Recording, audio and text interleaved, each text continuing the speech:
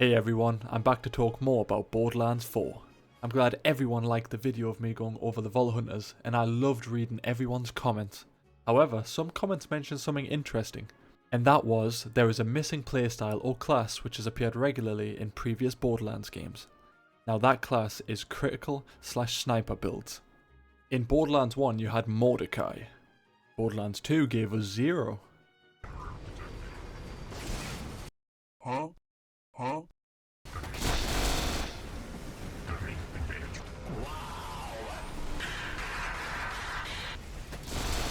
Even in the pre-sequel we had Athena and Nisha, which could both run a crit style build, you know, not in the same way as Mordecai and Zero, but it was still there and it was still doable.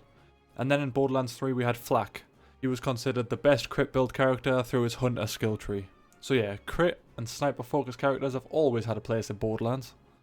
But it feels as we progress through the Borderlands games that the sniper builds tend to be disappearing and appearing to be more of a side skill tree opposed to like a whole character based around it. Now that brings us on to Borderlands 4. I've already explained every character in detail in this video, and if you haven't seen it, make sure to check it out with the link in the description. But from what I've learned, none seem totally ideal for a sniper and crit build. So with that thought, I decided to check out the skill trees of these characters to let you know who would be the best option for a crit build. And if you didn't know, I loved playing Zero in Borderlands 2, so I hope that there is a place for that type of playstyle in Borderlands 4. And if not, hopefully, at the very least, a DLC character will allow us to play that sniper build we so crave. Now, just remember, I'm not doing a full breakdown of the skill trees in this video, but if you are interested in what they offer, the links will be in the description. My main focus is criticals and sniper combos. So starting with Vex, there is 3 main skill trees she has, and all of them have relation to critical hit damage, but is there any sniper focus? No. It's all typically an increase in critical damage and increases on critical hit chances. This isn't exactly the same because it affects every weapon being used, meaning sniping may not be the best option. For example, one of her passives is called Prismatic Weaponry. This focuses upon Vex and her Spectres dealing bonus damage with gun critical hits. However, the bonus damage will be a random elemental type that changes. Therefore, in my mind, this will be better used with a fast shooting weapon to consistently change elemental effects, right? One of her passives has piqued my interest and it's called Grave Sights and is in the green skill tree. It's a kill skill which increases her critical hit damage and gun handling, and the best part is that this effect can stack. As well as this, if paired correctly, you can use her other passives which allows Vex's gun damage to gain critical hit chance against any part of an enemy. Now, this is starting to get interesting, isn't it? So, while Vex offers some crit friendly builds, it all depends on how you use her, and in my opinion, she doesn't seem like a sniper's best friend. It is still pretty difficult to tell, and with some of the crazy combos in Borderlands 3, I wouldn't be surprised if someone creates an amazing build with Vex with a large focus on critical hits. And with that, we're moving on to Rafa. Before I've even looked at the skill tree, I've had a big feeling he will have a larger critical strike/sniping focus, you know? I don't know why that is, it just feels like his turrets paired with long range sniping could be a great combination, so let's dive in. And Rafa, just to make you aware, has some very interesting options for builds in his skill trees. So let's begin with his blue skill tree. The passive called Brain Dump allows for Rafa to increase critical hit chance with his guns, while Overdrive is active. This paired with his other passive, like Awe, allows for all shots fired at the enemy to be critical hits. But this still doesn't seem to be a huge focus on long range sniping builds, more of an up close run and gunner with consistent critical strikes. And another skill which sort of proves this is the El Katrine passive, which I've probably just butchered how to pronounce that. When Rafa slides, his action skill deals bonus shock damage and he also deals increased critical hit damage. Once again, sliding seems to be more of an up close and personal type of thing, not a stealthy / killing an enemy before it gets to you type of vibe, you know? Let's have a look at the others. His red skill tree has a full focus on his turrets and increasing their critical hit chance opposed to Rafa's own weapons. Cool for turret builds, but again, not what I'd call a sniper/crit build focus, sadly. Now, we're on to the green skill tree.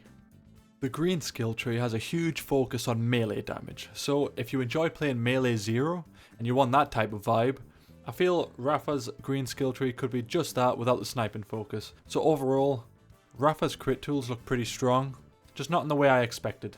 Instead of precision and long range crits, his kit feels designed for aggressive and close combat gameplay.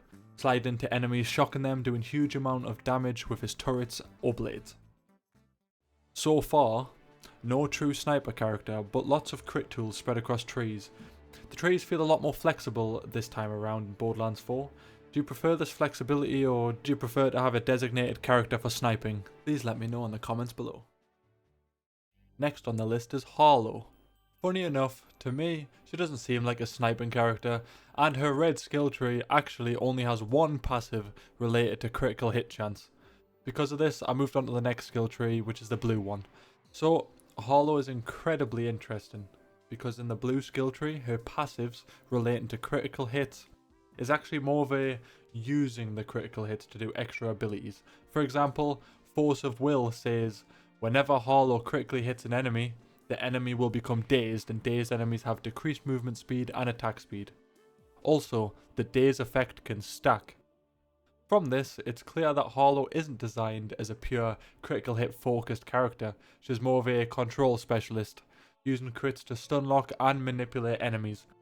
That becomes even more clear with another passive that puts enemies into a stasis whenever she scores a critical hit.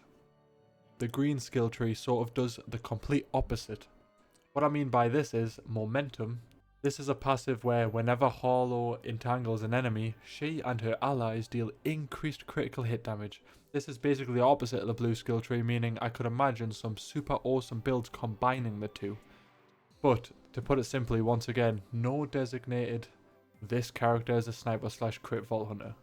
Borderlands 4 seems to be very open in what you can design your vault hunters to be. Now, onto the final vault hunter, Aemon. Aemon, as of now, is currently predicted to be the most overpowered vault hunter. However, we'll have to wait and see on release day. Because of this though, I'm not surprised to see his skill tree to be full of insane possibilities. And, obviously, the guy with the massive axes has a large focus on melee. But, on that note, he also has a few interesting critical hit passives, such as Maiming Strike in his red skill tree. Maiming Strike states, gun critical hits have a chance to apply weakness to enemies for a duration, and weakened enemies deal reduced damage, and take increased damage. And once again, shocking enemies has made a return from another skill tree, and when Aemon shocks an enemy, he gains increased critical hit chance. But, a lot of critical hit augments become apparent in his blue skill tree. For example, Northern Wind allows Aemon's gun critical hits to have a chance to apply additional slow to enemies. Again though, this is similar to Harlow, and hitting critical hits just cause other effects to occur. I feel like I'm jumping from one skill tree to another, to be honest, but I'm trying to be as thorough as possible, and the only important skill tree for critical hits and possibly sniping is Aemon's green cybernetic skill tree. This is because he has passives which increase critical hit damage, and this effect actually doubles for a duration after dealing melee damage as well.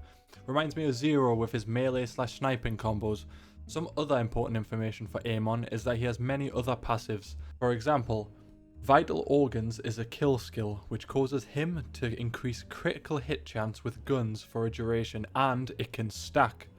This paired with Blast Furnace could be incredible, because Blast Furnace is whenever Aemon or his forge drones critically hits an enemy or causes a detonation, he gains increased damage dealt for a duration, and once again, a detonation grants multiple stacks. Also, when Aemon does critically hit, he spawns an elemental bolt, dealing shock damage, which then in turn could fit into his other skill tree, which is when Aemon shocks an enemy, he gains increased critical hit chances. The combos can be incredible. So, let's wrap things up. Looking at all these awesome vault hunters, I'm gonna be honest, there isn't really a true sniper focused character in Borderlands 4. At least not yet. There are still possibilities for DLC characters to come out of the woodworks, or for skill trees to work differently than intended. However, what we do have are a ton of crit tools spread across skill trees, and each vault hunter brings something unique to the table. Vex gives flexible crit buffs and some interesting stacking possibilities, while Rafa leans more into the aggressive, close range type of gameplay. Harlow, as mentioned in previous videos, is all about that crowd control, and she actually uses critical hits to manipulate enemies. And Aemon, well, he looks like he'll absolutely tear through enemies with a multitude of combinations of melee and crit skills. The big takeaway is that Borderlands 4, unlike the previous games, seems to favour flexibility over designated sniper builds. There is a ton of combinations and ways to build your Vault Hunter to suit your own style of gameplay. Once again, I've tried to keep this video short, straight to the point, and I hope it's cleared up what some of you guys were thinking. Thank you for watching. Don't forget to leave a comment, tell me what type of builds you guys will be going for. I'll see you guys in the next video. Peace.